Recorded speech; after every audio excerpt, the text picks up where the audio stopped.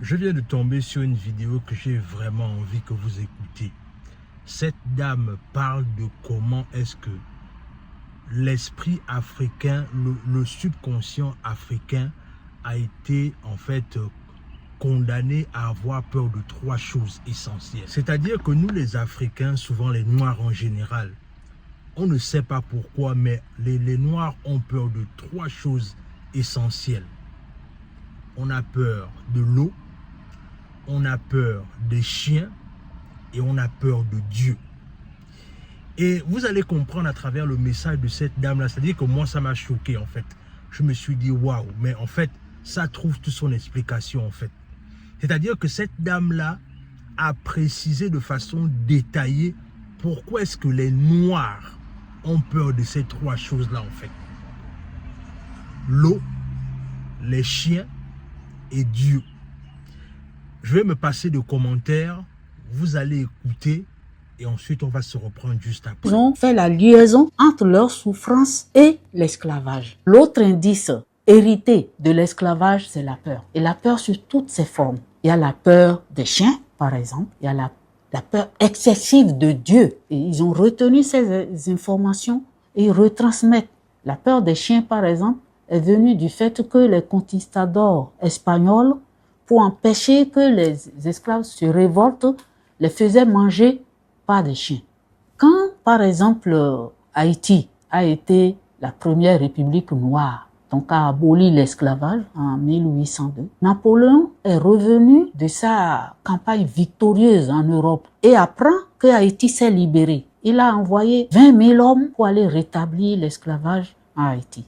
Toussaint Louverture et son groupe de Dessalines se sont organisés avec 2000 hommes et ont battu les 20 000 hommes de Napoléon. L'orgueil de Napoléon a été touché. Il a renvoyé un groupe de soldats avec des chiens, accompagnés d'une lettre qui disait « Je renvoie un renfort pour rétablir l'esclavage et de l'argent pour nourrir les soldats. Quant aux chiens, il faut leur donner les noirs à manger. » C'est écrit noir sur blanc. Le général en poste a appliqué ce qu'on lui a dit. Donc on donnait aux chiens à manger des noirs. Les noirs rescapés de cette sauvagerie ont intériorisé la douleur et le traumatisme. Ceux qui assistaient à la scène, parce qu'ils le faisaient sur la place publique, soi-disant pour empêcher d'autres de se révolter. Ceux qui assistaient à ces scènes photographiaient l'image dans leurs cellules et eux aussi méthylaient leur cytosine qu'ils retransmettaient de génération en génération. Il y a une troisième catégorie de personnes, c'est les gens à qui on allait raconter cette histoire à chaud. On les appelle les témoins vicariens. Eux, ils n'étaient pas là. Mais dès que ceux qui étaient là, qui ont vu, sont rentrés leur raconter, eux aussi intégraient cette information dans leurs cellules. Et donc, la mémoire cellulaire est chargée de toutes ces informations et est retransmise de génération en génération qu'on retrouve jusqu'à aujourd'hui. Donc, les Antillais, les Haïtiens, ont peur des chiens sans savoir pourquoi. On rentre dans une phase où on a subi des traumatismes pendant des siècles, on a reproduit des choses sans savoir que ce n'est pas génétique. Parce que si c'est génétique, nous sommes condamnés. La peur de l'eau aussi fait partie de l'héritage quand on a vu, par exemple, les cargaisons d'esclaves basculer à la mer parce qu'ils sont encombrants, parce qu'ils sont malades, on n'a pas de quoi les soigner, en fait, ceux qui ont vu ça, c'est comme si l'océan est devenu un cimetière. Et j'ai parlé aussi de la peur excessive de Dieu. Par exemple, quand il est écrit dans les manuels, dans les codes, qui régissaient les esclaves, que ceux qui seraient tentés d'aider des esclaves à fuir seront punis par Dieu. C'est resté dans les têtes, d'où on s'accroche à Dieu pour demander sa miséricorde.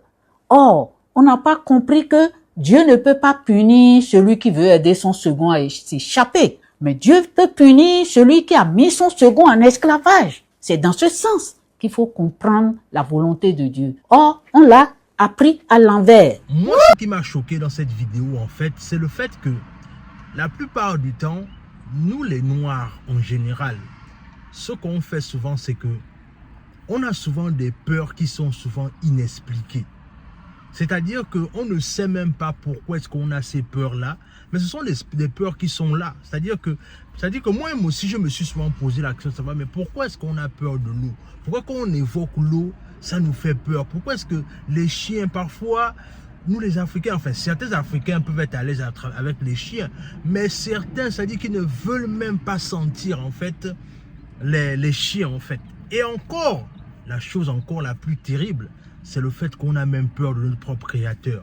Donc, moi, franchement, cette explication est tellement plausible et ça donne tellement de sens. Alors, là, elle parle du peuple haïtien, mais en vérité, ce qu'il faut savoir, c'est que le peuple haïtien, c'est quoi? Ce sont des Noirs, ce sont des Africains. C'est-à-dire que ces réalités qu'elle parle dans du peuple haïtien, ce sont les mêmes réalités que les Africains ont connues dans ce qui concerne l'esclavage.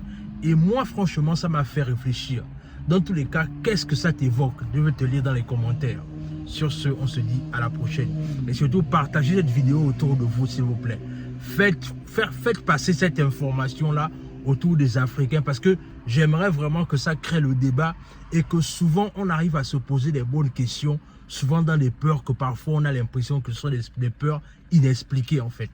Parce que moi, je me dis quand même que la peur de l'eau, la peur des chiens, non, il faut vraiment que...